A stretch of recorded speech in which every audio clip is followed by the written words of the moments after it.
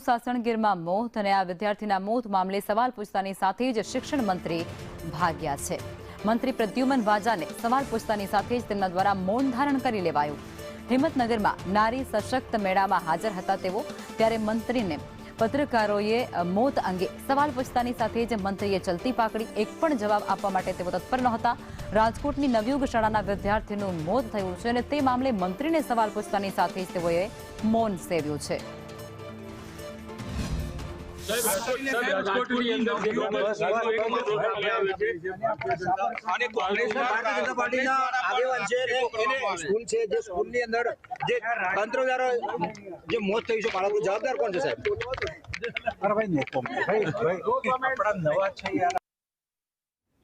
આજ મુદ્દે અમારા સંવાદદાતા હિતેશ અમારી સાથે જોડાઈ ચૂક્યા છે। હિતેશ, જે રાજકોટના વિદ્યાર્થીનું મોત નીપજ્યું છે ને ત્યારબાદ જ્યારે મંત્રીને સવાલ કરવામાં આવે છે તો તેઓ જવાબ આપવાને બદલે ભાગે છે, શું કહેશો?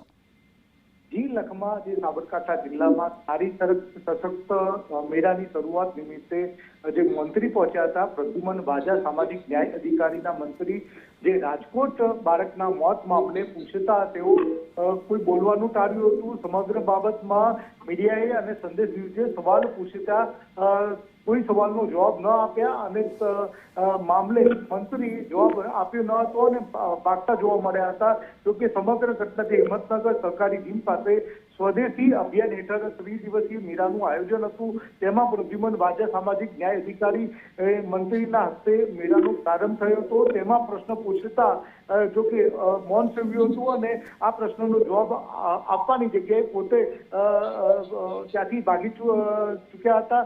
જોકે આવી ઘટનાને વારંવાર આવી ઘટનાઓ થતી હોય પણ નેતાઓ જવાબ આપવાની જગ્યાએ ભાગતા જોવા મળતા હોય છે। જી લખમાં બિલકુલ, જે પ્રમાણે અત્યારે વિગતો સામે આવી રહી છે હિતેશ, મંત્રી એવું કહેવાથી પણ બચ્યા છે કે અમે તપાસ કરીશું, એટલું તો તેઓ કહી શકતા હતા।